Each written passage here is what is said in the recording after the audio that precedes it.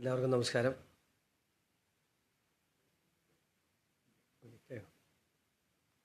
Fees കെട്ടാൻ എല്ലാവർക്കും നമസ്കാരം. ഒത്തിരി സന്തോഷമുണ്ട് എനിക്ക് ഈ പരിപാടിയിലേക്ക് പ്രസിഡന്റ് വിളിച്ചപ്പോൾ. ആദ്യം ഷോണിൽ നിന്ന് തുടങ്ങാം എന്ന് പറഞ്ഞപ്പോൾ ഒത്തിരി സന്തോഷം തോന്നി. കോട്ടയം ജില്ലയിലെ ഈ നിയമസഭാ തെരഞ്ഞെടുപ്പുമായി ബന്ധപ്പെട്ട് ആദ്യമായി കോട്ടയം പ്രസ് ക്ലബിൻ്റെ മീറ്റ് ദ പ്രസ് പ്രോഗ്രാമിൽ ആദ്യമായി ക്ഷണിച്ചത് തന്നെയാണ്. അതിനുള്ള നന്ദിയും സ്നേഹവും പ്രസ് ക്ലബിൻ്റെ ഭാരവാഹികളോടും പ്രസിഡന്റിനോടും സെക്രട്ടറിയോടും പ്രത്യേകം അറിയിക്കുന്നു. ഒരു തെരഞ്ഞെടുപ്പിന് മാത്രമല്ല, ആദ്യം വിളിച്ചതിനുള്ള പ്രത്യേക നന്ദിയും അറിയിക്കുകയാണ്. കാരണം ഇനി അങ്ങോട്ടുള്ള ദിവസങ്ങളിൽ കൂടുതൽ തിരക്കായിരിക്കും. അതുകൊണ്ട് തുടക്കത്തിൽ തന്നെ ഈ ജോലി അങ്ങ് തീർത്തതുകൊണ്ട് എനിക്കും വളരെ സൗകര്യമായി. ഒരിക്കൽ കൂടി എൻ്റെ ഭാഗത്തുനിന്നും പാർട്ടിയുടെ ഭാഗത്തുനിന്നും ഉള്ള നന്ദി അറിയിക്കുന്നു. അതോടൊപ്പം നിങ്ങളെല്ലാവരുടെയും ഞാൻ അറ്റ്ലീസ്റ്റ് ഒരു 25 വർഷക്കാലമായിട്ടെങ്കിലും കോട്ടയം പ്രസ് ക്ലബിലെ എല്ലാ സുഹൃത്തുക്കൾക്കും ചേട്ടന്മാർക്കും ചേച്ചിമാർക്കും ഒക്കെ എന്നെ നന്നായിട്ട് അറിയാം. ഞാൻ ഈ പ്രസ് ക്ലബിൻ്റെ ഒരു ഭാഗമായി തന്നെ കോട്ടയത്ത് നിന്ന് തന്നെ രാഷ്ട്രീയം പ്രവർത്തനം നടത്തിയ ഒരാളാണ്. അതുകൊണ്ട് തന്നെ നിങ്ങളുടെ എല്ലാവരുടെയും അനുഗ്രഹവും സഹായവും ഒരു സ്ഥാനാർത്ഥി എന്ന നിലയിൽ എന്നോടൊപ്പം എൻ്റെ മുന്നണിയോടൊപ്പം ഉണ്ടാകണമെന്നും വിനയപൂർവ്വം അഭ്യർത്ഥിക്കുന്നു.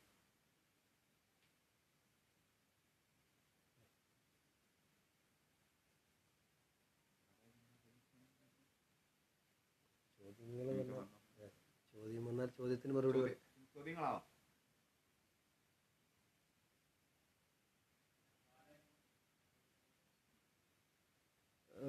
പാല 2 വർഷക്കാലം മുമ്പ് പ്രകാശ് ജാവദേക്കർ എന്നോട് ചോദിച്ചു, ഷോൺ എവിടെയാണ് മത്സരിക്കുന്നത്?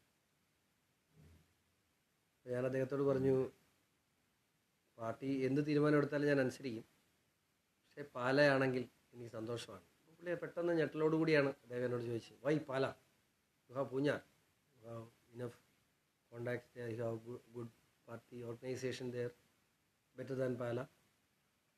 പക്ഷേ പാലായ്ക്കൊരു രാഷ്ട്രീയമുണ്ട്. പാലായ്ക്കുള്ള രാഷ്ട്രീയം എന്ന് പറയുന്നത് മധ്യ കേരളത്തിൻ്റെ കൃത്യം പരിച്ഛേദമാണ് പാല. പത്തനംതിട്ട, കോട്ടയം, ഇടുക്കി, എറണാകുളം, തൃശ്ശൂർ എന്നടങ്ങുന്ന, അതിനകത്ത് ആലപ്പുഴ ജില്ലയിലെ കുട്ടനാടും കൂടെ വേണമെങ്കിൽ ഉൾപ്പെടുത്താം. പക്കാ കാർഷിക മേഖലയാണ്. മധ്യ കേരളത്തിൻ്റെ ഒരു പരിച്ഛേദമെന്ന് കൃത്യമായിട്ട് പറയാവുന്ന ഇത്രയും നിയോജകമണ്ഡലങ്ങൾ, ഇത്രയും ജില്ലകൾ കൂടുന്ന നിയോജകമണ്ഡലങ്ങളെ എല്ലാം നമുക്ക് സാംശീകരിക്കാവുന്ന ഒരു നിയോജകമണ്ഡലമാണ് പാല. BJPയെ സംബന്ധിച്ചിടത്തോളം പാല പിടിച്ചെടുക്കുക എന്ന് പറയുന്നത് ഈ തെരഞ്ഞെടുപ്പിലെ ഏറ്റവും മുഖ്യമായ കാര്യമാണ്. ആ ജോലി ഏറ്റെടുക്കുക എന്നുള്ളത് BJPയുടെ സംസ്ഥാന വൈസ് പ്രസിഡന്റ് എന്ന നിലയിലും കോർ കമ്മിറ്റി അംഗം എന്ന നിലയിലും എൻ്റെ കടമയാണെന്ന് വിശ്വസിച്ച് തന്നെയാണ് ഞാൻ പാല ചോദിച്ചു വാങ്ങിയത്. എൻ്റെ പാർട്ടി ഏറെക്കുറെ ഒരു 2-2.5 മാസങ്ങൾക്ക് മുമ്പ് പാലയുടെ തെരഞ്ഞെടുപ്പിനുള്ള മുന്നൊരുക്കങ്ങൾ പൂർത്തീകരിക്കാൻ എന്നെ ചുമതല ഏൽപ്പിച്ചു. 2 മാസം കൊണ്ട് നല്ല വൃത്തിയായി ഞാൻ ആ ചുമതല നിർവഹിച്ചിട്ടുണ്ട്. പാല ഇന്ന് തെരഞ്ഞെടുപ്പിനെ നേരിടാൻ പാലായിലെ പാർട്ടിയും മുന്നണിയും സുസജ്ജമാണ്.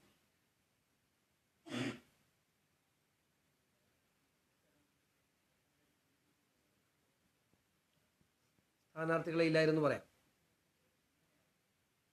അല്ലല്ല, തദ്ദേശ സ്വയംഭരണ തെരഞ്ഞെടുപ്പ് എന്ന് പറയുമ്പോൾ എന്തിനും തദ്ദേശ സ്വയംഭരണ തെരഞ്ഞെടുപ്പ് 2021 പാർട്ടിക്ക് കിട്ടിയ വോട്ട് എത്രയാണ്? വോട്ടാണ്. 22 വർഷം മുമ്പ് NDAയുടെ സ്ഥാനാർത്ഥി 10,000 വോട്ട് ലീഡ് ചെയ്തിട്ടുണ്ട്. അതിവിടെ ചർച്ച ചെയ്യുന്നില്ല. പാലായ്ക്കൊരു മനസ്സുണ്ട്. പാലായ്ക്ക് ഒരു രാഷ്ട്രീയ അടിമത്വമുള്ളൊരു നിയോജകമണ്ഡലമല്ല പാല. എല്ലാ കാലത്തും സ്വതന്ത്രമായി ചിന്തിക്കുന്നൊരു നിയോജകമണ്ഡലമാണ്. ലോകത്തെവിടെയെങ്കിലും ഒരു ജനപ്രതിനിധി മരിച്ച് ബൈ ഇലക്ഷനിൽ ആ മരിച്ച ആളുടെ പാർട്ടി തോറ്റ ചരിത്രം കേട്ടിട്ടുണ്ട്.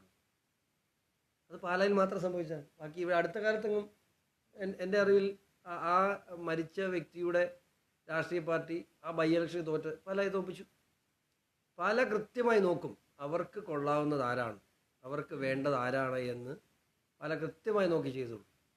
അപ്പോൾ 2004 PM ഇസ്മായിലും PC തോമസും ജോസ് കെ മാണി കൂടെ മത്സരിച്ചു. അന്ന് ജോസ് കെ മാണി 3-ാം സ്ഥാനത്ത് പോയി ലോക്സഭയിൽ. പാലായിൽ 10,000 വോട്ട് ലീഡുണ്ടായിരുന്നു. ഇപ്പോഴത്തെ പാല അല്ല, പഴയ പാല. പഴയ പാലായുടെ ഒരു പ്രത്യേകതയുണ്ട്. പഴയ പാലായിൽ ഉഴവൂരും കടപ്ലാമറ്റവും മരങ്ങാട്ടുപള്ളി, അതായത് അന്നത്തെ കാലത്ത് മാണി ഗ്രൂപ്പിൻ്റെ ഏറ്റവും വലിയ ശക്തി കേന്ദ്രങ്ങൾ എന്ന് പറയാവുന്ന 3 പഞ്ചായത്തുകൾ ഉൾപ്പെട്ട ഒരു ഒരു പാലായിരുന്നു. അന്ന് 10,000 വോട്ട് താഴെ പോയി പാലാ നിയോജകമണ്ഡലത്തിൽ. അതിനുശേഷം ആ 3 നിയോജകമണ്ഡലം കടുത്തുരുത്തിയുടെ ഭാഗമായി. അതിനുശേഷം 6 നിയോജകമണ്ഡലം പൂഞ്ഞാറിൽ നിന്നും പാലയുടെ ഭാഗമായി. അപ്പോൾ ഈ പ്രാവശ്യം 10,000 എന്നുള്ളത് എവിടെ നിൽക്കുമെന്ന് നിങ്ങൾ തീരുമാനിച്ചു.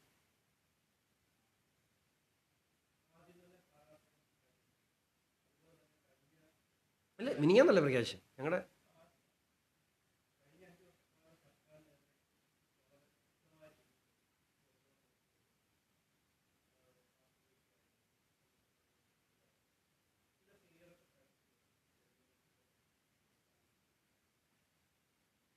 എനിക്കിപ്പം പാലായിൽ ഒരു വീട്ടിലും ചെന്ന് എന്നെ പരിചയപ്പെടുത്തേണ്ട കാര്യമില്ല. എല്ലാവർക്കും എന്നെ അറിയാം. മാത്രമല്ല പാലായും പൂഞ്ഞാറും തമ്മിൽ വലിയ അകലമൊന്നും ഇല്ലായിരുന്നുകൊണ്ട് ഞാൻ പഠിച്ചതെല്ലാം പാലായിൽ. എനിക്ക് ഒത്തിരി സുഹൃത്ത് ബന്ധങ്ങളുണ്ട്. എൻ്റെ അമ്മ വീട് പാലായിലാണ്, ഞാൻ ജനിച്ചത് പാലായിലാണ്. അപ്പോൾ ഒത്തിരി പാലായും പൂഞ്ഞാറും തമ്മിൽ അങ്ങനെ ഒരു അകലം നമുക്കില്ല. പിന്നെ രാഷ്ട്രീയപരമായി സ്വാഭാവികമായും എന്നോടൊപ്പമുള്ള LDF-ൻ്റെ UDF-ൻ്റെ സ്ഥാനാർത്ഥികൾ ഏതെങ്കിലും പൊതുകാര്യ പ്രസക്തമായ വിഷയങ്ങളിൽ ശക്തമായ നിലപാടെടുത്ത് നിങ്ങളാരും കണ്ടിട്ടുണ്ടോ? ഏതെങ്കിലും വിഷയത്തിൽ, ഇന്ന വിഷയം എന്നല്ല, ഏതെങ്കിലും വിഷയത്തിൽ ഇടയ്ക്കിടയ്ക്ക് റബ്ബറിന് വില കൂട്ടണമെന്ന് പറയുന്നതല്ലാതെ അതും UDF-ൻ്റെ സ്ഥാനാർത്ഥി പറഞ്ഞ് ഞാൻ കേട്ടിട്ടില്ല. 250 രൂപ റബ്ബറിന് വില കൊടുക്കാമെന്ന് പറഞ്ഞാണ് കഴിഞ്ഞ പ്രാവശ്യം പ്രകടന പത്രികയിൽ വാക്ക് കൊടുത്തിട്ടാണ് കഴിഞ്ഞ പ്രാവശ്യം പാലായിൽ നിന്ന് ഇപ്പം കിട്ടിയ വോട്ട് കിട്ടിയത്. ഈ 5 വർഷക്കാലം കൊണ്ട് എന്തെങ്കിലും ചെയ്യാൻ പറ്റുമോ? റബ്ബറിൻ്റെ വില എവിടെ? ഞങ്ങളാരും പറഞ്ഞിട്ടില്ല റബ്ബറിന് 250 രൂപ മേടിച്ചു കൊടുക്കാം. റബ്ബറിൻ്റെ എന്നാൽ പോലും റബ്ബർ എന്ന് പറയുന്നത് ഞങ്ങളുടെയൊക്കെ ജീവൻ്റെ ഭാഗമാണ്. ഞാനും ഒരു റബ്ബർ കർഷക കുടുംബത്തിൽ ജനിച്ചതാണ്. എന്നെ കൊണ്ട് പറ്റുന്ന രീതി ഞാൻ ശ്രമിച്ചിട്ടുണ്ട്. പക്ഷേ റബ്ബറിന് വില കൂടില്ല എന്നുള്ളത് യാഥാർത്ഥ്യം. ഇപ്പോഴും റബ്ബർ കർഷകരെ പറ്റിച്ചുകൊണ്ടിരിക്കുകയാണ് ഇവിടെ എല്ലാവരും. ആസിയാൻ കരാറും ഘാട്ട് കരാറും നിലനിൽക്കുന്ന സാഹചര്യത്തിൽ ഒരിക്കലും റബ്ബറിൻ്റെ ഇറക്കുമതിയെ നമുക്ക് നിയന്ത്രിക്കാൻ കഴിയില്ല. മലേഷ്യയും ആഫ്രിക്കൻ രാജ്യങ്ങളും ചൈനയും ഉൾപ്പെടെയുള്ള രാജ്യങ്ങൾ 100 രൂപയിൽ താഴെ കോസ്റ്റ് പ്രൈസിൽ റബ്ബർ കൊണ്ട് ഇൻ്റർനാഷണൽ മാർക്കറ്റിൽ കൊടുക്കുമ്പോൾ നമ്മുടെ ഇവിടെ റബ്ബർ ഉൽപ്പാദിപ്പിക്കുന്ന ഒരു കിലോയ്ക്ക് 200 രൂപ ചിലവാണ്. 250 രൂപ കിട്ടിയാലും മുതലാവില്ല. അപ്പോഴാണ് നമുക്കിപ്പോൾ 180 രൂപയിൽ നമ്മുടെ അടിസ്ഥാന വില നിൽക്കുന്നത്. പറ്റിക്കപ്പെടുന്നൊരു സമൂഹമല്ലേ ഇത് യഥാർത്ഥത്തിൽ. എന്നാൽ ഞാൻ വിഭാവനം ചെയ്യുന്നത് ഇപ്പോഴുള്ള ഈ സാമ്പത്തിക പ്രതിസന്ധി, നമ്മുടെ നാടിൻ്റെ സാമ്പത്തിക പ്രതിസന്ധി നമുക്ക് മാറ്റാൻ കഴിയുമെന്നാണ്. പാലായിൽ പല വീടുകളിലും ചെല്ലുമ്പോൾ വൃദ്ധസദനങ്ങളെന്ന് വേണം പറയാം. അങ്ങനെ ഒരവസ്ഥയാണ്. ഒറ്റ വീട്ടിൽ ചെറുപ്പക്കാരില്ല. മുഴുവൻ കുട്ടികളും വിദേശത്തേക്ക് പലായനം ചെയ്തിരിക്കുന്നു. ഈ കുട്ടികളോടാരെങ്കിലും നമ്മൾ പോയിട്ട് മോനെ പോകരുതെന്ന് പറഞ്ഞാൽ ചേട്ടൻ ജോലി തരുമെന്ന് ചോദിച്ചാൽ എനിക്ക് ഉത്തരവില്ല. പക്ഷേ ഇതിനൊരു പരിഹാരം ഉണ്ടായാലേ പറ്റൂ. അല്ലെങ്കിൽ ഇനിയൊരു ജനറേഷൻ ഇവിടെ കാണില്ല. പാലായിൽ 1,74,000 വോട്ടാണ് ഇപ്പോൾ SIR പ്രകാരമുള്ളത്. നാട്ടിലുള്ള എത്രയെന്ന് ചോദിച്ചാൽ 150 താഴെ. 1,50,000 വോട്ടിൽ താഴെ ആയിരിക്കും പാലായിലുണ്ടാകുക. ഈ കുട്ടികളൊക്കെ എവിടെയാണ്? ഇതെല്ലാം വിദേശത്ത് പോയി. ഇതൊന്നും തിരിച്ചു വരും. പണ്ടൊക്കെ പോയി അധ്വാനിച്ച് ആ പണം എടുത്ത് ഇങ്ങോട്ട് അയച്ച് ഇവിടെ സ്ഥലം മേടിക്കും, വീട് വെക്കും. ആ ഒരു കാലഘട്ടം ഉണ്ടായിരുന്നു. റോഡും പാലവും ഒക്കെ അതിനപ്പുറത്തേക്ക് അടിസ്ഥാനപരമായി ജനങ്ങളെ ബാധിക്കുന്ന ഒരു വിഷയവും ഇവരാരും അഡ്രസ്സ് ചെയ്തിട്ടില്ല. ഏറ്റവും വലിയ പ്രശ്നം അതാണ്. ജനങ്ങളെ, ഇവിടുത്തെ സാധാരണക്കാരൻ്റെ ജീവിതത്തെ ബാധിക്കുന്നത്. ഞാനിപ്പോൾ പറയുമ്പോൾ തന്നെ ഞാനൊരു സിദ്ധാന്തം പറയാമെന്ന് നിങ്ങൾക്ക് തോന്നരുത്.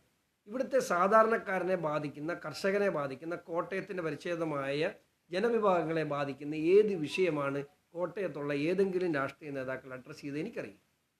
ഇവരെല്ലാം സമുദായത്തെ പ്രതികരിക്കുന്നു, കർഷകനെ പ്രതികരിക്കുന്നു, ക്രിസ്ത്യാനിയെ പ്രതികരിക്കുന്നു എന്നൊക്കെ പറച്ചിലല്ലാതെ ആ വിഭാഗങ്ങൾക്കുണ്ടാകുന്ന പ്രശ്നങ്ങളെക്കുറിച്ച് എന്തെങ്കിലും വാ തുറന്ന് മിണ്ടി കേട്ടിട്ടുണ്ടോ ഇവരാരെങ്കിലും? ഈ പാല എന്നൊക്കെ പറയുന്നത്, പാല എന്ന് മാത്രമല്ല, മീനച്ചിൽ, കാഞ്ഞിരപ്പള്ളി താലൂക്കുകൾ എന്നൊക്കെ പറഞ്ഞാൽ ദൈവത്തിന് അനുഗ്രഹം കിട്ടിയ ഭൂമിയാണ്. 9 മാസം മഴ, നല്ല മണ്ണ്, ഇഷ്ടം പോലെ വെള്ളം. ഇതുപോലെ സുലഭമായി കിട്ടുന്ന ഒരു നാട് ഇന്ത്യയിൽ നിന്നല്ല, ലോകത്തില്ല. ഞാൻ ഉറപ്പിച്ച് പറയുന്നു, പാലായെ ഇന്ത്യയുടെ മാത്രമല്ല ലോകത്തിൻ്റെ ഫ്രൂട്ട് വില്ലേജാക്കി മാറ്റാൻ കഴിയും. എൻ്റെ കൺസെപ്റ്റാണ്. ലോകത്തിൻ്റെ ഫ്രൂട്ട് വില്ലേജാക്കി മാറ്റാൻ കഴിയും. കാരണം ലോക ഭൂപടം എടുത്ത് പരിശോധിച്ചാൽ ലോകത്ത് 2% ഭൂമിയിൽ മാത്രമാണ്, 2% ഭൂപ്രദേശത്താണ് ഫ്രൂട്ട്സ് വിളയിക്കാൻ കഴിയുന്നത്. നമ്മുടെ മൂവാറ്റുപുഴ വരെ മുതൽ അടൂര് വരെയുള്ള സെൻട്രൽ കേരള ബെൽറ്റ് ലോകത്തിലെ ട്രോപ്പിക്കൽ പ്ലാന്റ്സ്, എല്ലാ ഫ്രൂട്ട്സും ഇതിന് കൃഷി ചെയ്യാൻ ഏറ്റവും അനുയോജ്യമായ സ്ഥലമാണ്. ഇപ്പം എല്ലാവരും റംബൂട്ടാൻ വെക്കുന്നുണ്ടല്ലേ, ഇഷ്ടംപോലെ ആളുകൾ റംബൂട്ടാൻ വെക്കുന്നുണ്ട്. ഈ റംബൂട്ടാൻ എന്നാ ചെയ്യണമെന്ന് അറിയില്ല. അതെന്താ പ്രശ്നം എന്നറിയാം, എൻ്റെ കാഴ്ചപ്പാടില്ലാത്ത കുഴപ്പമാണ്. ഇവിടെ നമ്മൾ 80 രൂപയ്ക്കാണ് റംബൂട്ടാൻ കൊടുക്കുന്നത്. ഞാൻ ഇന്നലെ ദുബായിൽ അന്വേഷിച്ചു, 340 രൂപ ദുബായിൽ വിലയുണ്ട്. ഇത് ഇവിടുന്ന് ആ സാധനം അവിടെ എത്താൻ 20 രൂപ കോസ്റ്റേ ഉള്ളൂ. ഒരു കിലോയ്ക്ക് 20 രൂപ കോസ്റ്റേ ഉള്ളൂ. ഈ ഇടയ്ക്ക് നിന്ന പൈസ ഇവിടെ പോകും, ഇവിടുന്ന് എത്തിക്കാൻ കഴിയുന്നില്ല. കാരണം നമുക്ക് അവിടെ റംബൂട്ടാൻ ദുബായിലും ഈ മിഡിൽ ഈസ്റ്റ് രാജ്യങ്ങളിലൊക്കെ എടുക്കുന്ന മറ്റ് രാജ്യങ്ങളിൽ നിന്നാണ് വരുന്നത്. ആ ഫ്രീസിങ് സിസ്റ്റം നമുക്കിവിടെ ഉണ്ടാക്കാൻ കഴിയുന്നില്ല. അപ്പോൾ ഇടുക്കി പിടിച്ച് നിൽക്കുന്ന എന്താണെന്നറിയോ? ഇടുക്കി പിടിച്ച് നിൽക്കുന്നതിൻ്റെ അടിത്തറ എന്ന് പറയുന്നത് അവിടെ ഏലത്തിന് വിലയുള്ളതും, ഏലത്തിന് എന്തുകൊണ്ട് വിലയുണ്ടെന്ന് വെച്ചാൽ ഏലത്തിന് ഓപ്ഷൻ സെൻറ്ററുകളുണ്ട്. അവിടെ കർഷകന് കൃത്യമായി അവൻ്റെ വസ്തുവിൻ്റെ വില ചോദിച്ചു വാങ്ങിക്കാൻ ഒരു ഇടമുണ്ട്. ഞാനതാണ് പാലായിൽ ഞാൻ വിഭാഗമാണ്. ഞാൻ പാലായിൽ ഓപ്ഷൻ സെൻറ്റർ, കാർഷിക ഉൽപ്പന്നങ്ങൾക്കായി ഓപ്ഷൻ സെൻറ്ററുകൾ സ്ഥാപിക്കും പാലായിൽ. അത് പാലാ എന്ന് പറഞ്ഞാൽ പറഞ്ഞില്ല, മധ്യ കേരളത്തിൻ്റെ ഒരു ഹെഡ് ക്വാർട്ടേഴ്സാണ്, എറണാകുളത്തിൻ്റെ ഒരു ഉപകരണ നഗരമാണ്. അപ്പം പാലായിൽ ഓപ്ഷൻ സെൻറ്റർ സ്ഥാപിക്കും. ഓപ്ഷൻ സെൻറ്റർ മാത്രം ഉണ്ടെങ്കിൽ ഒന്നും കാര്യമല്ല. എന്നാൽ റംബൂട്ടാൻ 3-ാമത്തെ ദിവസം ചീഞ്ഞു. നമുക്ക് ഫ്രീസിങ് യൂണിറ്റ്, ഞാനിപ്പോഴും പറയും, 2% പലിശയ്ക്ക് 50 കോടി രൂപ വരെ കേന്ദ്ര സർക്കാർ കൊടുക്കും. ഇത്തരം കാര്യങ്ങളുടെ ഫ്രീസിങ് യൂണിറ്റ് സ്ഥാപിക്കും. നമുക്ക് കഴിഞ്ഞിട്ടില്ല. നമുക്ക് ഇഷ്ടംപോലെ വസ്തു കിടപ്പുണ്ട്, ഇഷ്ടംപോലെ സ്ഥലമുണ്ട്, ഇഷ്ടംപോലെ സൊസൈറ്റികളുണ്ട്. പാലായിൽ അത്തരത്തിലൊരു സ്ഥാപനം ഉണ്ടായാൽ നമുക്ക് ചക്ക, കപ്പ, ചേന, കേരളത്തിൽ കഴിഞ്ഞ വർഷം ചക്കയുടെ റിക്രൂട്ട്മെൻറ്റ് ആവശ്യം എന്ന് പറയുന്നത് 7000 ടണ്ണിൻ്റെ ആവശ്യം വന്നപ്പോൾ നമുക്ക് 2000 ടണ്ണിൽ താഴെയാണ് നമുക്ക് പ്രൊഡക്ഷൻ കൊടുക്കാൻ പറ്റും. ലുലു മാത്രം 5000 ടണ്ണ് ചോദിച്ചു. എത്രയോ ആളുകൾ ഇപ്പോൾ നല്ല വരുമാനം ഉണ്ടാക്കുന്നുണ്ടെന്ന് അറിയാം. മാത്രമല്ല നമ്മുടെ ഈ ഫാം ടൂറിസത്തെ ഉഗ്രമായിട്ട് പ്രൊമോട്ട്. പാലായിലുള്ള ഓരോ സെൻറ്റ് വസ്തുവും നമുക്ക് ഫാം ടൂറിസത്തിന് യൂസ് ചെയ്യാൻ പറ്റുന്നതാണ്. ഓരോ വീടുകളും നമുക്ക് ഹോം സ്റ്റേകളാക്കാൻ പറ്റുന്നതാണ്. അപ്പം ഇതിന് ഭയങ്കര പൊട്ടൻഷ്യലുണ്ട്. എന്നാൽ ഗതാഗത സംവിധാനങ്ങൾ നമുക്ക് കുറച്ചുകൂടെ വിപുലീകരിക്കേണ്ടതുണ്ട്. നമുക്ക് ഒരു ഉപകരണ നഗരം എന്ന നിലയിൽ എറണാകുളം റോഡ് നാഷണൽ ഹൈവേ നിലവാരത്തിൽ ഉയർത്തണം. അത്രയും എറണാകുളത്തിൻ്റെ ഏറ്റവും നല്ലൊരു ഉപകരണ നഗരം എന്ന് പറയാൻ പറ്റുന്നത് കൊച്ചിയാണ്, പാലായാണ്. ആ പാലായിൽ നിന്ന് ഒരു ദിവസം 100 കണക്കിന് ആളുകളാണ് എറണാകുളത്ത് പോയി ജോലി ചെയ്യുന്നത്. മാത്രമല്ല ശബരി റെയിൽപാത എത്രയോ വർഷമായി നമ്മൾ കണ്ടും കേട്ടും മടുത്ത ഒരു വാക്കാണ്. ശബരി റെയിൽപാത എരുമേലി കൊണ്ട് അവസാനിപ്പിച്ചാൽ മതിയോ? പോരാ. ശബരി റെയിൽപാത കേന്ദ്ര സർക്കാരിനെ ബോധ്യപ്പെടുത്തി അത് തിരുവനന്തപുരത്തേക്ക് കണക്ട് ചെയ്യാൻ പറ്റണം. അല്ലെങ്കിൽ അത് സീസണലായി പോകും. 3 മാസം മാത്രം ഇത്രയും വലിയ കോടികൾ മുടക്കിയിട്ട് എരുമേലി കൊണ്ട് അവസാനിപ്പിച്ചാൽ പോരാ. അത് തിരുവനന്തപുരത്തേക്ക് കണക്റ്റഡ് ആകണം. സ്ഥിരമായി നമുക്ക് ട്രെയിൻ ഓടാൻ കഴിയണം. നമ്മുടെ എരുമേലി എയർപോർട്ടും കൂടെ കണക്റ്റഡ് ആകുമ്പോൾ ഇതുപോലെ തന്നെ ഭാരത്മാല പദ്ധതി, ഇവിടുത്തെ സംസ്ഥാന സർക്കാരിൻ്റെ ഉദാസീന നിലപാട് കൊണ്ട് മാത്രമാണ് ഭാരതമാല പദ്ധതി എംസി റോഡിന് സമാന്തരമായി തിരുവനന്തപുരം അങ്കമാലി ഭാരത്മാല പദ്ധതി ക്യാൻസലായി പോയത്. തീർച്ചയായിട്ടും അത് പുനരുദ്ധരിച്ചാൽ അത് പാലാ വഴി കടന്നു പോകുന്ന ഒരു വഴിയാണ്, പാലാ വഴി കടന്നു പോകുന്ന ഒരു പദ്ധതിയാണ്. മാത്രമല്ല പാലായിൽ ട്രിപ്പിൾ ഐ ടി, ഇപ്പോൾ പാലായിൽ ഈ കഴിഞ്ഞ 10 വർഷക്കാലം കൊണ്ടാണ് ട്രിപ്പിൾ ഐ ടി പൂർത്തീകരിച്ചത്. അതിന് ഓരോ രൂപയും മോദി സർക്കാർ വന്നതിന് ശേഷം നൽകിയതാണ്. ഒരു തിരിച്ചു വ്യത്യാസം മോദി സർക്കാർ കാണിച്ചില്ല. അത് ട്രിപ്പിൾ ഐ ടിയോടൊപ്പം Indian institute of creative technology, നമുക്കിപ്പോൾ ഇന്ന് ചാനലും പത്രത്തിനും ഒക്കെ അപ്പുറത്ത് ഇന്ന് യൂട്യൂബേഴ്സിൻ്റെ കാലത്തേക്കാണ് പോകുന്നത്. അപ്പം ലോകത്തിൻ്റെ ബിസിനസ്സിൽ തന്നെ നിയന്ത്രിക്കുന്നത് ക്രിയേഷനാണ്, ക്രിയേറ്റീവ് ടെക്നോളജിയാണ്. അപ്പം Indian institute of creative technology പാലായിൽ സ്ഥാപിക്കാൻ കഴിയുമെന്നാണ് എൻ്റെ വിശ്വാസം. പ്രാഥമികമായ ചർച്ചകൾ ചെയ്തിട്ടുണ്ട്. അതുപോലെ പാലായുടെ 4 പഞ്ചായത്ത്, പാലായുടെ മാത്രമല്ല കേട്ടോ, പാലായും പൂഞ്ഞാറും, ഞാൻ പൂഞ്ഞാറിൻ്റെ ജനപ്രതിനിധിയുടെ ആയിരുന്നുകൊണ്ട് എനിക്കത് പറയാതിരിക്കാൻ പറ്റില്ല. പാലായും പൂഞ്ഞാറും ഞാൻ ജില്ലാ പഞ്ചായത്ത് മെമ്പറായിരുന്നപ്പോൾ കഴിഞ്ഞ 5 വർഷക്കാലം കൊണ്ട് ഞാൻ ജനങ്ങൾക്ക് കൊടുത്തൊരു വാക്കാണ്, Kottayam east tourism circuit, Melukavu, Moonnilavu, Thalanad, Teekoy, Poonjar, Thekkekara, Koottickal പഞ്ചായത്തുകളെ ബന്ധപ്പെടുത്തി 44 കിലോമീറ്ററിനുള്ളിൽ 25 ടൂറിസ്റ്റ് ഡെസ്റ്റിനേഷൻസ്, ഇഴവല പുഞ്ചറയും ഇല്ലിക്കക്കല്ലും മാർമല അരുവിയും കട്ടിക്കയും കോട്ടത്താവളവും വാഗമണ്ണും കുരിശുമലയും എല്ലാം ഉൾപ്പെടുന്ന ഒരു സാധാരണക്കാരൻ അവൻ്റെ കാറുമായി അവൻ്റെ ഭാര്യയും കുട്ടിയും കൂട്ടി രാവിലെ ഇറങ്ങിയാൽ 45 കിലോമീറ്ററിനകത്ത് അവന് 25 ടൂറിസ്റ്റ് ഡെസ്റ്റിനേഷൻസ് കാണിച്ച് വീട്ടിൽ പോകാൻ കഴിയുന്ന മനോഹരമായ ടൂറിസ്റ്റ് ഡെസ്റ്റിനേഷൻ. ഇത് കേന്ദ്ര സർക്കാരിന് സമർപ്പിച്ചു. അതോടൊപ്പം കേന്ദ്രമന്ത്രി സുരേഷ് ഗോപിയുടെ പേഴ്സണലായിട്ട് അദ്ദേഹം അത് ടേക്കപ്പ് ചെയ്തിട്ടുണ്ട്. അതിന് DPR തയ്യാറാക്കാനായി സംസ്ഥാനത്തേക്ക് അയക്കുമെന്നാണ് പറഞ്ഞിട്ടുള്ളത്. ആ DPR തയ്യാറാക്കിയാൽ നടപ്പിലാക്കാൻ കഴിഞ്ഞാൽ വലിയൊരു കേന്ദ്ര പദ്ധതി, ടൂറിസവുമായി ബന്ധപ്പെട്ട് വലിയൊരു കേന്ദ്ര പദ്ധതി കോട്ടയം ജില്ലയുടെ കിഴക്കൻ മേഖലയായ പൂഞ്ഞാറിലും പാലായിലുമായി നമുക്ക് കൊണ്ടുവരാൻ കഴിയും. വരുമാനം ഉണ്ടായാൽ നമ്മുടെ കുട്ടികൾ ഈ നാട്ടിൽ നിൽക്കും, അവർക്ക് ഈ നാട്ടിൽ ജീവിക്കാൻ കഴിയുന്ന സാഹചര്യം ഉണ്ടാക്കണം. ഞാൻ പറഞ്ഞില്ല, റോഡും പാലവും മാത്രമല്ല, ഏതൊരു സാധാരണക്കാരനെയും ബാധിക്കുന്ന അവൻ്റെ ജീവിതമാർഗം, അതുപോലെ ഈ സമൂഹത്തിലുള്ള സംവരണം ഉൾപ്പെടെയുള്ള കാര്യങ്ങൾ, ഇതിലെല്ലാം നമുക്ക് കൃത്യമായ ഇടപെടൽ നടത്തണം എന്ന് ആഗ്രഹിക്കുന്ന ഒരു പൊതുപ്രവർത്തനമാണ്.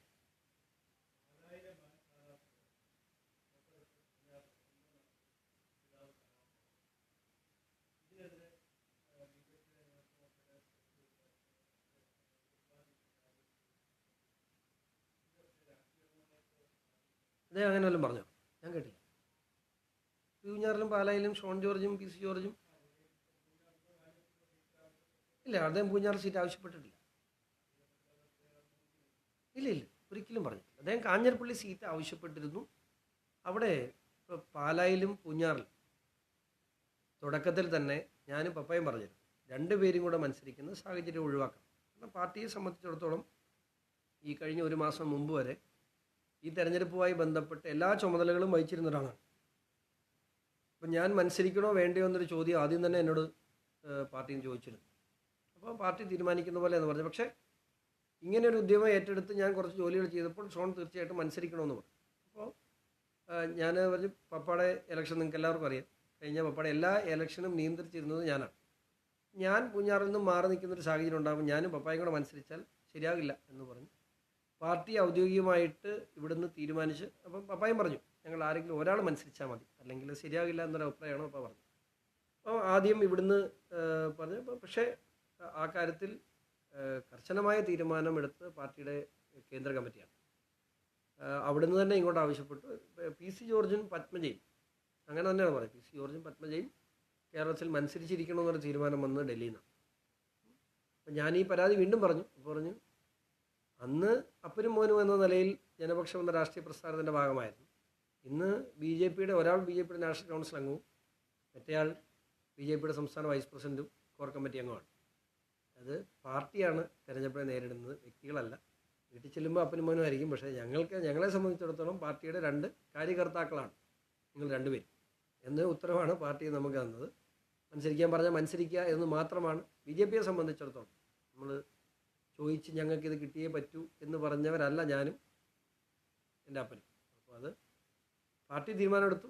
ജയസാധ്യത ഇപ്പോൾ കാഞ്ഞിരപ്പള്ളിയെ സംബന്ധിച്ചിടത്തോളം നോബിൾ മാത്യു മോശക്കാരനായ ഒരു വ്യക്തിയൊന്നും. നോബിൾ മാത്യു വളരെ KSCയുടെ സംസ്ഥാന പ്രസിഡന്റ് സ്ഥാനം മുതൽ താഴെ തട്ട് മുതൽ രാഷ്ട്രീയം കളിച്ചു വന്ന ഒരു നല്ല വ്യക്തിയാണ്. ഈ കഴിഞ്ഞ പഞ്ചായത്ത് തെരഞ്ഞെടുപ്പിലൊക്കെ നല്ല രീതിയിൽ പ്രവർത്തിച്ചൊരു വ്യക്തിയാണ്. പക്ഷേ പാർട്ടിയെ സംബന്ധിച്ചിടത്തോളം ഇവിടുന്ന് കൊടുക്കുന്ന ലിസ്റ്റ് മാത്രമല്ല, പാർട്ടിയുടെ എല്ലാ തലത്തിലും ഗ്രൗണ്ട് സർവേ ഉണ്ടാവും, കാര്യകർത്താക്കൾക്ക് സർവേ ഉണ്ടാവും. അല്ലാതെ സർവേ ഒക്കെ നടത്തുമ്പോൾ ഏറ്റവും വിജയസാധ്യത ആരാണ്, കേരളത്തിലെ ഏത് സീറ്റും എടുത്ത് നോക്കിയോ ഒരു പരിഗണനയും, ഏറ്റവും വേണ്ടപ്പെട്ട ആളുകൾക്ക് പോലും ഒരു പരിഗണനയും പാർട്ടി കാണിച്ചിട്ടില്ല. കാരണം ഇതിനകത്ത് ജയം എന്നത് മാത്രമാണ് മാനദണ്ഡം പറഞ്ഞിട്ടുള്ളത്. രാജീവ് ജി എപ്പോഴും പറയുന്നൊരു കാര്യമുണ്ട്, ഒന്നെങ്കിൽ ഈ പ്രാവശ്യം ജയിക്കണം, അല്ലെങ്കിൽ അടുത്ത പ്രാവശ്യം. അങ്ങനെയുള്ള ക്യാൻഡിഡേറ്റിനെ മാത്രം നമ്മൾ പ്ലേസ് ചെയ്യും. ചടങ്ങിന് വേണ്ടി ഒരു സ്ഥാനാർത്ഥിയും കേരളത്തിലെ ഒരു നിയോജകമണ്ഡലത്തിലും മത്സരിപ്പിക്കില്ല എന്ന് പാർട്ടിയുടെ ഉറച്ച തീരുമാനമായി. അതിൻ്റെ ഭാഗമാണ്.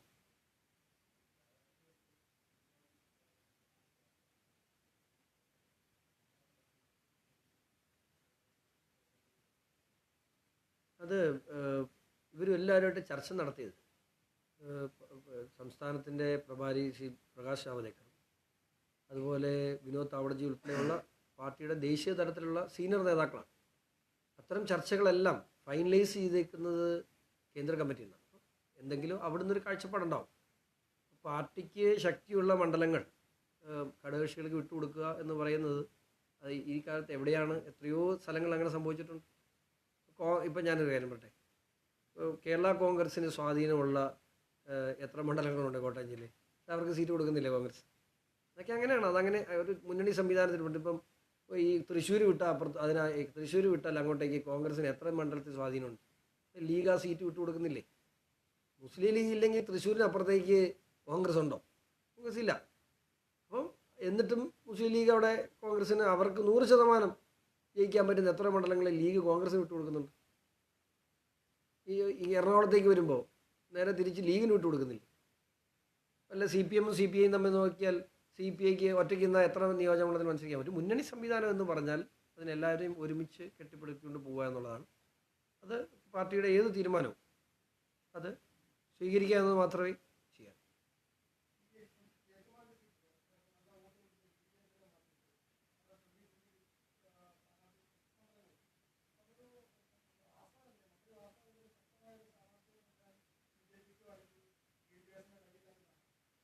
അല്ല, BDJS ആവശ്യപ്പെട്ട സീറ്റിനകത്ത് ഏറ്റുമാറ്റം ഉണ്ടായിരുന്നില്ലായിരിക്കാം. ഞാൻ ഉഭയകക്ഷി ചർച്ചയിൽ ഞാൻ പങ്കെടുത്ത ആളല്ല. പാർട്ടിയുടെ സീറ്റുകൾ തീരുമാനിക്കുന്ന കാര്യങ്ങളിൽ ഞാൻ ഇടപെട്ടിട്ടുണ്ട്. എനിക്ക് അതിനകത്ത് ആ കമ്മിറ്റിയിൽ അംഗമാണ് ഞാൻ. പക്ഷേ BDJS ആവശ്യപ്പെട്ട ഒരു സീറ്റും, അല്ലെങ്കിൽ അവർക്ക് ആവശ്യമാണ് ഞങ്ങൾ വിട്ടുതരില്ല എന്ന് പറഞ്ഞ ഒരു സീറ്റും BJP പിടിച്ചടക്കി 2020 കൊടുക്കുമോ? അങ്ങനെ അല്ല. ആ സീറ്റിൽ ഒരു മത്സരം ഞങ്ങൾ കാഴ്ചവെക്കില്ല എന്ന് എങ്ങനെയാണ് പറയാൻ കഴിയുക? പോപ്പുലറായിട്ടൊരു സ്ഥാനാർത്ഥി തന്നെയല്ലേ 2020 അവതരിപ്പിച്ചിട്ടുള്ളത്. നോക്കാം നമുക്ക്. അവിടെ അത്ര മോശമായൊരു സ്ഥാനാർത്ഥിയാണ് എന്ന് വിലയിരുത്തരുത്. 2020 എന്ന് പറയുന്നൊരു ക്രെഡിബിൾ രാഷ്ട്രീയ പ്രസ്ഥാനം. അവർ ജനങ്ങൾക്കിടയിൽ നിന്നുകൊണ്ട് എങ്ങനെ ജനങ്ങൾക്കിടയിൽ പ്രവർത്തിക്കാം, അല്ലെങ്കിൽ ജനങ്ങൾക്കിടയിൽ പ്രവർത്തിച്ച് എന്ത് ചെയ്യാമെന്ന് പ്രൂവ് ചെയ്തൊരു രാഷ്ട്രീയ പാർട്ടിയാണ്. അവർക്ക് അംഗബലമല്ല, അതിനേക്കാൾ കൂടുതൽ ക്രെഡിബിലിറ്റി എന്ന് പറയുന്നൊരു സാധനം 2020 കൂടുതലാണ്. അത് അവർ ഇപ്പോൾ കേരളത്തിലെ ഏത് രാഷ്ട്രീയ പാർട്ടി എടുത്താലും അവരെക്കാൾ കൂടുതൽ ചെയ്ത് കാണിച്ചിട്ടുള്ള രാഷ്ട്രീയ പാർട്ടി. അപ്പോൾ അവരെ വിശ്വാസമുള്ളൊരു സമൂഹം ഉണ്ടല്ലോ, തീർച്ചയായിട്ടും.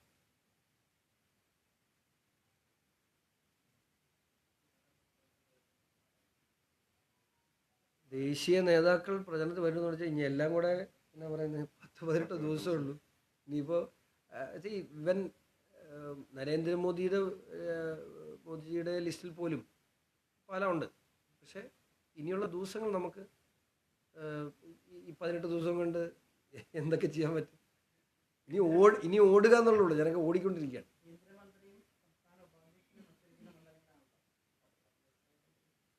അല്ലല്ല, ഞാൻ പറഞ്ഞത് ഈ പ്രോഗ്രാമുകൾ സംഘടിപ്പിക്കുന്നതിന് കുഴപ്പമില്ല. മോദിജിയുടെ പ്രോഗ്രാം നമ്മൾ ആരെ പോലെ തന്നെ എൻ്റെ സ്വപ്നമാണ്. പാലായുടെ മണ്ണിലേക്ക് ഒരു പ്രധാനമന്ത്രി പറന്നിറങ്ങുക എന്ന് പറയുന്നത് ഞങ്ങളുടെയൊക്കെ സ്വപ്നമാണ്. പക്ഷേ ഈ ദിവസങ്ങൾക്കിടയിൽ അത് പ്രാക്ടിക്കല്ല. കാരണം ഇവരുടെ സെക്യൂരിറ്റി ഇഷ്യൂസ് ചെറുതല്ലല്ലോ. അപ്പോൾ അത് എങ്ങനെ പ്രായോഗികമാകുമെന്ന് നോക്കിയിട്ട് വന്നാൽ സന്തോഷം. പക്ഷേ ഈ ഒരു ചെറിയ ദിവസത്തിനിടയിൽ ഒത്തിരി സമ്മർദ്ദം നമുക്ക് ചെലുത്താൻ കഴിയും. സാഹചര്യം എങ്ങനെയാണ്?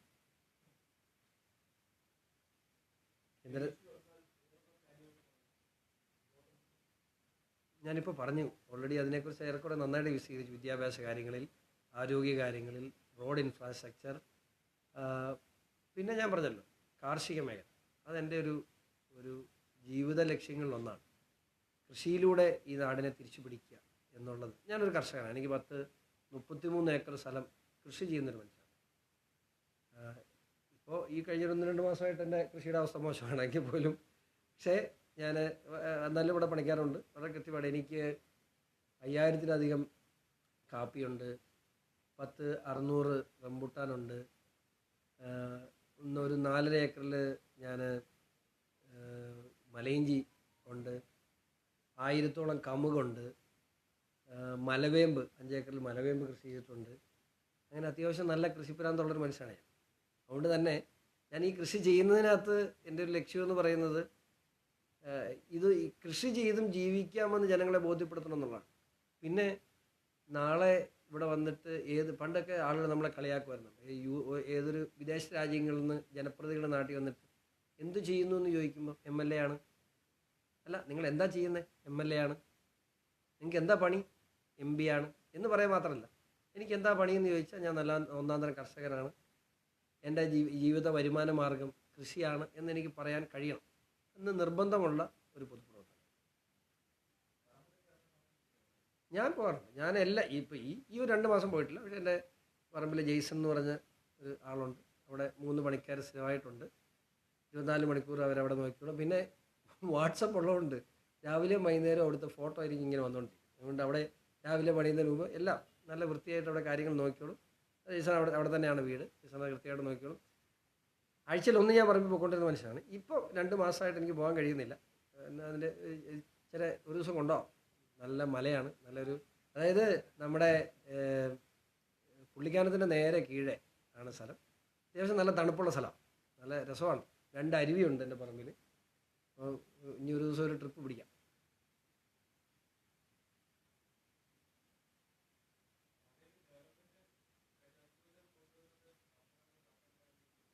അദ്ദേഹം തന്നെ പറഞ്ഞല്ലോ, അദ്ദേഹത്തെ ഒന്നും ചെയ്യാൻ സമ്മതിക്കുന്നു, ജോസ് കെ മാണി ഒന്നും ചെയ്യാൻ സമ്മതിക്കുന്നില്ല. ഇപ്പോൾ ഇവിടുന്ന് ഡെവലപ്മെൻറ്റ് വന്ന് പാലായിലോട്ടൊന്ന് വരാമോ? ആ ഡെവലപ്മെൻറ്റ് ഞാൻ കാണിച്ചു തരാം. അന്തരീക്ഷത്തിൽ നിൽക്കുന്ന കുറേ പാലങ്ങളുണ്ട് അവിടെ, അന്തരീക്ഷത്തിൽ നിൽക്കുന്ന കുറേ ബൈപ്പാസുകളുണ്ട്. ജോസ് കെ മാണി പറയുന്നു കാപ്പൻ ഒന്നും ചെയ്യുന്നില്ല എന്ന്. കാപ്പൻ പറയുന്നു ജോസ് കെ മാണി ചെയ്യാൻ സമ്മതിക്കുന്നില്ല. ഞാനൊരു കാര്യം പറയട്ടെ, ഞാൻ ജനപ്രതിയായിരിക്കുന്ന നാട്ടിൽ എനിക്ക് അവകാശപ്പെട്ട എന്തെങ്കിലും ആരെങ്കിലും തടഞ്ഞു വെച്ചാൽ ഞാൻ വീട്ടിൽ കയറി കുത്തി. ഒന്നെങ്കിൽ കാപ്പൻ അത് പറ്റണമായിരുന്നു, അത് അദ്ദേഹത്തിന് പറ്റിയില്ല. ഇനി രാഷ്ട്രീയത്തിൽ നെഞ്ചിലാണ് പാല, ചങ്കിലാണ് പാല എന്ന് പറയുന്ന ആൾക്ക് പാലായുടെ സ്നേഹം ഉണ്ടെങ്കിൽ ജോസ് കെ മാണി ഭരണത്തിലിരുന്ന ആളല്ലേ. എന്നിട്ട് എവിടെ പോയി, എന്തുകൊണ്ട് ആ പാലായുടെ വികസനത്തെ തടസ്സപ്പെടുത്തി? അപ്പം പറയുന്ന വികസനം തടസ്സപ്പെടുത്തിയിരുന്ന 8 കൊല്ലം എന്തിനാണ്? പാലായോടാണ് സ്നേഹമെങ്കിൽ, അദ്ദേഹത്തിൻ്റെ രാഷ്ട്രീയത്തോടാണ് സ്നേഹം. അതുകൊണ്ടല്ലേ അദ്ദേഹം ഈ പാലായ്ക്കുള്ള വികസന പ്രവർത്തനങ്ങളെ തടസ്സപ്പെടുത്തിയെന്ന് കാപ്പൻ പറയുന്നു. കാപ്പൻ അത് പിടിച്ചു മേടിക്കാനുള്ള തൻ്റെ ഇടം ഉണ്ടായില്ല അല്ലേ. അപ്പോൾ പാലായോടല്ല സ്നേഹം, അദ്ദേഹത്തിൻ്റെ രാഷ്ട്രീയത്തോട് മാത്രമായിരുന്നു സ്നേഹം. അതുകൊണ്ടാണ് ഈ പാലങ്ങളെല്ലാം അന്തരീക്ഷം കിട്ടുന്നത്. നിങ്ങൾ ആ കത്തീഡ്രൽ പള്ളിയിലൊന്ന് പോയിട്ട് ഇപ്പുറത്തോട്ട് നോക്കണം, കാര്യം കാണാതെ മൂടി വെച്ചേക്കുക. ഒരു വലിയ ബൈപ്പാസ് അന്തരീക്ഷം നിൽക്കാൻ തുടങ്ങിയിട്ട് 8 വർഷമായി. ഒരു 4 സെൻറ്റ് സ്ഥലം, ഒന്നും വേണ്ട. മരീൻ സെൻറ്റർ അവിടെ ഒരു വലിയ വളവ് ഉണ്ടായിരുന്നു. 8 വർഷമായിരിക്കാൻ തുടങ്ങിയിട്ട്. ജലജീവൻ മിഷൻ പദ്ധതി കേന്ദ്ര സർക്കാരിൻ്റെ പദ്ധതിയാണ്. ഒറ്റ വീട്ടിൽ ഒരു തുള്ളി വെള്ളം എത്തിയിട്ടില്ല. ഇതാണ് വികസനം, ഭയങ്കര വികസനം.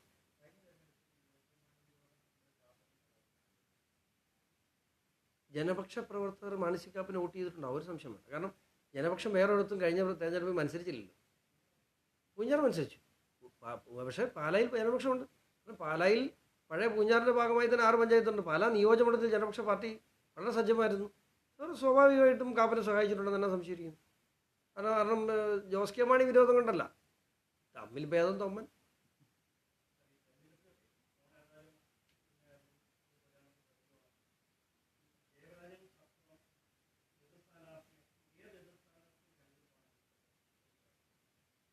ഞാൻ കൂട്ടുന്നു അല്ല, ഞാൻ എതിർ സ്ഥാനാർത്ഥിമാരുടെ ചങ്കെടുപ്പ് ആരുമായിട്ട് മത്സരം സ്വാഭാവികമായിട്ടും ഞാനും UDF ആയിട്ടാണ് മത്സരം, ഒരു സംശയം.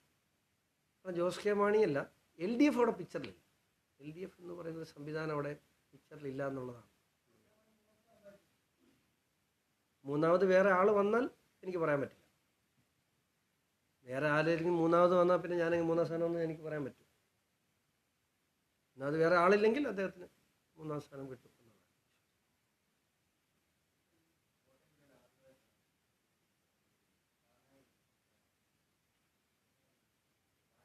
ഇത്ര നാൾ ഇതില്ലെന്നല്ലേ പറഞ്ഞുകൊണ്ട് നിങ്ങൾ പരാതി പറഞ്ഞുകൊണ്ട്, ഇപ്പം ഇത് കൊടുത്തത് കുഴപ്പമായ ഇത്രയും കാലം ഇവിടെയുള്ള ന്യൂനപക്ഷങ്ങൾക്ക് BJP സീറ്റ് കൊടുക്കുന്നില്ല, ക്രിസ്ത്യാനി വിരോധം, ക്രിസ്ത്യാനിയെ പീഡിപ്പിക്കുന്നു, ഇതൊക്കെയായിരുന്നു പറഞ്ഞത്. ഇപ്പം ക്രിസ്ത്യാനിക്ക് സീറ്റ് കൊടുത്തത് കുഴപ്പമായ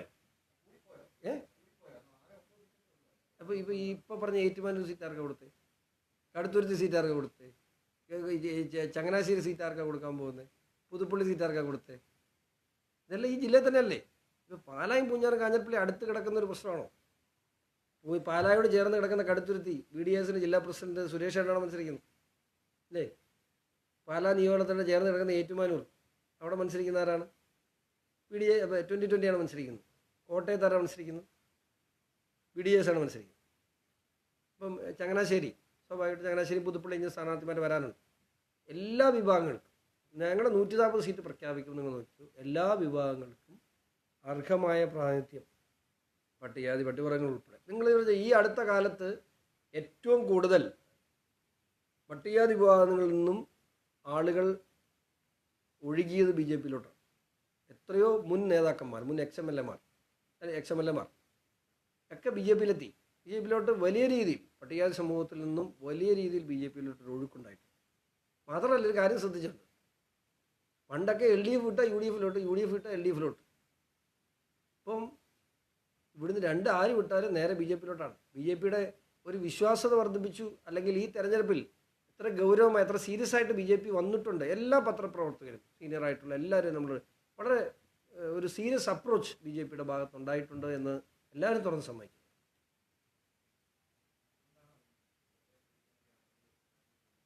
എവിടെ ഇല്ല, ഞാൻ പറഞ്ഞില്ലേ, പണ്ട് സീറ്റുകളൊക്കെ ഇഷ്ടംപോലെ ഉണ്ടായിരുന്നു. അപ്പം അങ്ങനെയല്ല. ഇപ്പം ബി ജെ പിയിൽ സീറ്റുകളെ സംബന്ധിച്ചൊക്കെ എന്നാ പറയുന്നത്, സീറ്റിന് ഇടിയായി. ജയിക്കുമെന്നുള്ള സാഹചര്യം മാറി. ഇപ്പം ബി ജെ പിയിൽ ഇപ്പം ഞാൻ പറയട്ടെ, ഇപ്പം സീറ്റ് കിട്ടാത്തതിൻ്റെ പേരിൽ ഇപ്പം നോബൽ സാറിൻ്റെ കാര്യം തന്നെ പറഞ്ഞു. അവിടെ നോബൽ സാർ മോശമായൊരു സ്ഥാനാർത്ഥിയല്ല. ഇപ്പോൾ കാഞ്ഞിരപ്പള്ളിയിൽ നോബൽ മാത്യു ഒരു മോശക്കാരനായ വ്യക്തി എന്നല്ല. പക്ഷെ മികച്ച ആൾ അദ്ദേഹത്തെക്കാൾ കുറച്ച് പോസിറ്റീവായിട്ട് നിന്നത് ജോർജ് കുര്യൻജിയുടെ ഒരു പേരായതുകൊണ്ടായിരിക്കാം അദ്ദേഹത്തിൻ്റെ പേര് പാർട്ടി തീരുമാനിച്ചത്. അപ്പോൾ നോബൽ മാത്യു മോശമല്ല. അപ്പോൾ അവിടെ നോബൽ മാത്യു കഴിഞ്ഞ് പിന്നെ ഞങ്ങൾക്ക് 3-4 പേരാ കാഞ്ഞിരപ്പള്ളിയിൽ നല്ല ക്യാൻഡിഡേറ്റ്സ് ഇപ്പോൾ ഉണ്ട്. ആരും മോശം. അപ്പം പണ്ട് ആരെങ്കിലും അടുത്ത് പോയി മത്സരിക്കുക എന്നുള്ള സാഹചര്യത്തിൽ നിന്നും ഒരു നിയോജകമണ്ഡലത്തിൽ 4-5 പേര് കപ്പാസിറ്റി ഉള്ള ആളുകൾ അവിടെ ഉണ്ട് എന്ന് പറയുന്നത് നിസ്സാര കാര്യമല്ലോ.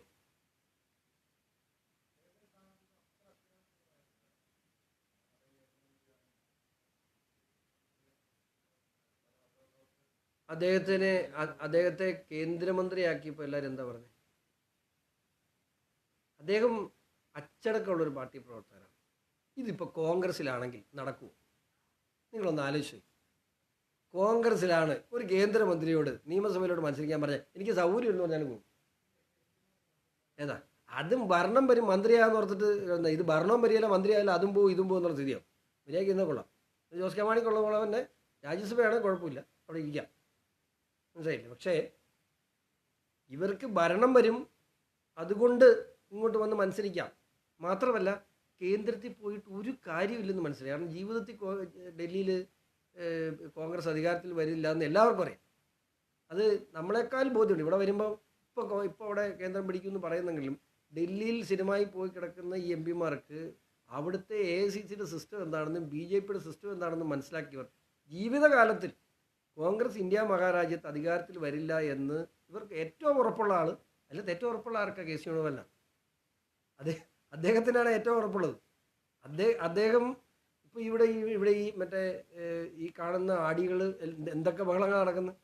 ഞാൻ ഇപ്പോഴും പറഞ്ഞു, ഈ 2-3 ദിവസത്തിനകം കോൺഗ്രസിനകത്ത് വലിയ പൊട്ടിത്തെറികൾ ഉണ്ടാകുമെന്നാണ് എനിക്ക് എൻ്റെ സുഹൃത്തുക്കളായ കോൺഗ്രസ് നേതാക്കളിൽ നിന്നും എനിക്കറിയാൻ കഴിഞ്ഞു. വലിയ പ്രശ്നമാണ്, വലിയ പ്രതിസന്ധിയാണ് കോൺഗ്രസിനകത്ത് ഈ സീറ്റ് നിർണ്ണയമായി ബന്ധം.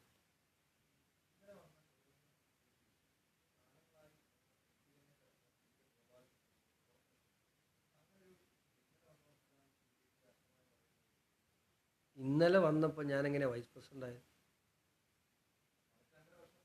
ആയിക്കോട്ടെ, അതിന് 25 വർഷം മുമ്പ് ഷോൺ ഈ കോട്ടയം ജില്ലയിൽ ഈ പ്രസ് ക്ലബ്ബിൽ ഞാൻ 20 വർഷം മുമ്പ് പത്രസമ്മേളനം നടത്തിയിട്ടുണ്ട്. ബി ജെ പി അപ്പോൾ ഈ പാർട്ടി ഇപ്പം ഈ പാർട്ടിയിൽ വന്നിട്ടുള്ള എത്രയോ ആളുകൾ കേന്ദ്രമന്ത്രിമാർ ഇന്നലെ വന്നവരുണ്ട്. ഇന്നലെ വന്നു എന്നുള്ളതാണോ ഒരു പാർട്ടി? ഒരാളുടെ കഴിവും അയാളുടെ എക്സ്പീരിയൻസും സ്വാഭാവികമായിട്ട്. മാത്രമല്ല ഈ ഞാൻ കൃത്യമായിട്ട് പറയാം, ഇന്ന് 18-ാം തീയതിയാണ്. 25 മാസവും 18 ദിവസമായി ഞാൻ ഈ പാർട്ടി വന്നു. ഞാൻ 25 മാസവും 18 ദിവസവും നല്ല വൃത്തിയായിട്ട് പണിയെടുത്തു. അതെൻ്റെ പാർട്ടിക്ക് നല്ല ബോധ്യമുണ്ട്, കേന്ദ്ര നേതൃത്വത്തിനും ബോധ്യമുണ്ട്. ആ ബോധ്യത്തിൻ്റെ അടിസ്ഥാനത്തിൽ പിന്നെ പാലാ പോലൊരു സീറ്റിൽ ഞാൻ ആ ഫൈറ്റ് ഏറ്റെടുത്താണ് വന്നത്. MT രമേശ് സീറ്റ് വേണമെന്ന് എവിടെ പറഞ്ഞാലും അദ്ദേഹത്തിന് സീറ്റ് കിട്ടും. അദ്ദേഹത്തിന് സീറ്റ് നിഷേധിച്ചെന്ന് ആരാ നിങ്ങളോട് പറഞ്ഞു? അദ്ദേഹം മത്സരിക്കണോ വേണ്ടയോ എന്നുള്ള കാര്യം പാർട്ടിയാണ് തീരുമാനിക്കുന്നത്.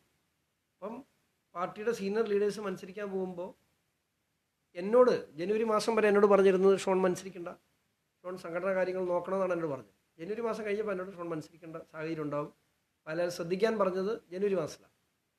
അപ്പം അദ്ദേഹത്തെ സംബന്ധിച്ച് പാർട്ടി കൃത്യമായ കാഴ്ചപ്പാടുണ്ട്. ഇപ്പം ജോർജ് കുര്യൻജി, അപ്പോൾ ഈ കഴിഞ്ഞ ലോക്സഭാ തെരഞ്ഞെടുപ്പ് കഴിഞ്ഞ് അന്ന് ഇലക്ഷൻ റിസൾട്ട് വന്നു, സുരേഷ് ഗോപിജി ജയിച്ചു. അദ്ദേഹത്തിൻ്റെ പത്രസമ്മേളനം നടത്തുകൊണ്ടിരിക്കുമ്പോൾ ഞാനും അദ്ദേഹം കൂടെ സൈഡിൽ, പത്രസമ്മേളനം നടക്കുമ്പോൾ ഞാനും അദ്ദേഹം കൂടെ സൈഡിലിരിപ്പുണ്ട്, ഞാനും ജോർജ് ചേട്ടനും കൂടെ. നമ്മൾ ജോർജ് ഡൽഹിക്ക് പോകുന്നുണ്ടോ? ഞാൻ പോയിട്ട് ഇവരിപ്പോൾ സത്യപ്രതിജ്ഞയുടെ പരിപാടിക്ക് ഇവിടുന്ന് പോകുന്ന എല്ലാവരും മാനേജ് ചെയ്യാണ്ട് അദ്ദേഹം ജനറൽ സെക്രട്ടറി എന്നാലും അദ്ദേഹത്തിന് ചോദിച്ചില്ല, ഞാൻ പോയിട്ട് വരാം, എനിക്ക് വയ്യ സത്യം പറഞ്ഞാൽ, എന്നാലും ഞാൻ പോയിട്ട് വരാം എന്ന് പറഞ്ഞ് പോയ മനുഷ്യന് അവിടെ റെസ്റ്റ് ഹൗസിൽ രാവിലെ 9 മണിക്കാണ് കേന്ദ്രമന്ത്രിയാണെന്ന് പറഞ്ഞൊരു ഫോൺ വന്നു. അങ്ങനെ ഒരു പാർട്ടിയാണ്, നമുക്കൊന്നും പറയാൻ പറ്റില്ല. ഞാനൊരു കാര്യം പറയട്ടെ, ഒരു കേന്ദ്രമന്ത്രിയോട്, MP അല്ല, കേന്ദ്രമന്ത്രിയോട് വേറെ ഏത് രാഷ്ട്രീയ പാർട്ടിയിൽ പറഞ്ഞാൽ ഇതുപോലെ വന്ന് മത്സരിക്കും, എന്തെങ്കിലും പറഞ്ഞ് ഒഴിഞ്ഞു മാറും, അതിനുള്ള സംവിധാനമാണ്. പക്ഷേ ജോർജ് കുര്യൻ എന്ന് പറയുന്ന വ്യക്തിയെ നമ്മൾ മനസ്സിലാക്കേണ്ട അവിടെയാണ്. ഈ പാർട്ടിയോട് അത്രയും വിധേയത്വം ഉള്ള പാർട്ടി എന്തു പറഞ്ഞാലും നാളെ രാവിലെ രാജിവെക്കാൻ പറഞ്ഞാൽ നാളെ രാവിലെ രാജിവെക്കും, നാളെ രാവിലെ ഇന്നടത്ത് മത്സരിക്കാൻ പറഞ്ഞാൽ ഇന്നടത്ത് മത്സരിക്കും, പഞ്ചായത്തിലോട്ട് മത്സരിക്കാൻ പറഞ്ഞാലും മത്സരിക്കാൻ ബാധ്യസ്ഥരാണ് ഓരോ BJP പ്രവർത്തകർ. അതാണ് BJPയും കോൺഗ്രസും തമ്മിലുള്ള വ്യത്യാസം.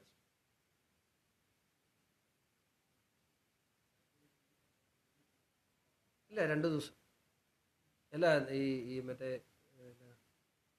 VD സതീശൻ പറഞ്ഞ പോലെ എന്നാ അത്ഭുതങ്ങൾ സംഭവിക്കുന്നില്ല, വിസ്മയങ്ങൾ ഇനിയും ധാരാളം കേരള രാഷ്ട്രീയത്തിൽ വരുന്ന 2 ദിവസത്തിനുള്ളിൽ സംഭവിക്കും. വിസ്മയങ്ങൾ സംഭവിക്കുന്നത് BJPയിലായിരിക്കും എന്നുള്ളേ ഉള്ളൂ. നിങ്ങൾ കണ്ടോ, ഇനി 48 മണിക്കൂറിനുള്ളിൽ വൻപിച്ച വിസ്മയങ്ങൾ.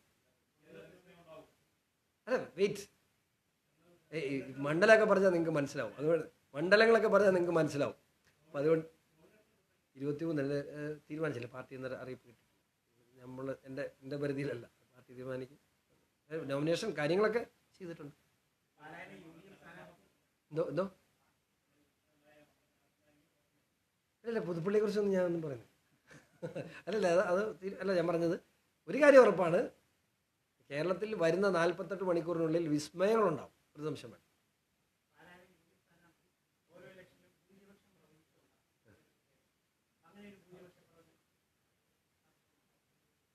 എൻ്റെ വിശ്വാസം 20,000 വോട്ടിൻ്റെ ഭൂരിപക്ഷത്തിന് മുകളിൽ, 20,000-ൽ കൂടുതൽ ഭൂരിപക്ഷത്തിൽ പാലായിൽ NDA സ്ഥാനാർത്ഥി ജയിക്കാൻ കഴിയുന്ന രാഷ്ട്രീയ സാഹചര്യം ഇന്ന് ഞാനിപ്പോൾ നിങ്ങളോട് സംസാരിക്കുന്ന മാർച്ച് 18-ാം തീയതി 20,000-ൽ കൂടുതൽ വോട്ടിൻ്റെ ഭൂരിപക്ഷത്തിൽ ജയിക്കാൻ കഴിയുന്ന രാഷ്ട്രീയ സാഹചര്യം പാലായിൽ. ഇനിയുള്ളത് 18 ദിവസമാണ്, അല്ല 20 ദിവസം, കൂടാം കുറയാം.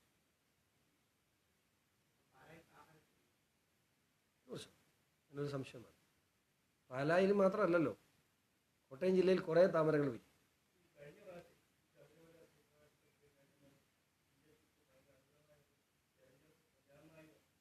രണ്ടായിരത്തി 19 ലോക്സഭയിൽ അതേ ഉണ്ട്, 2019 ലോക്സഭയിലാണെന്നുണ്ടായത്.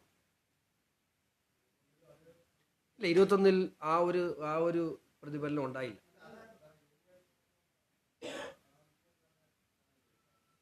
പക്ഷേ അതിനെന്നാൽ അതിനുശേഷം വന്ന കൊറോണയും അതിനുശേഷം വന്ന പ്രളയങ്ങളുമൊക്കെ നമ്മുടെ കൊറോണയും പ്രളയമൊക്കെ ആ ഒരു വിഷയത്തിൽ നിന്നൊക്കെ എല്ലാം മാറിപ്പോയി.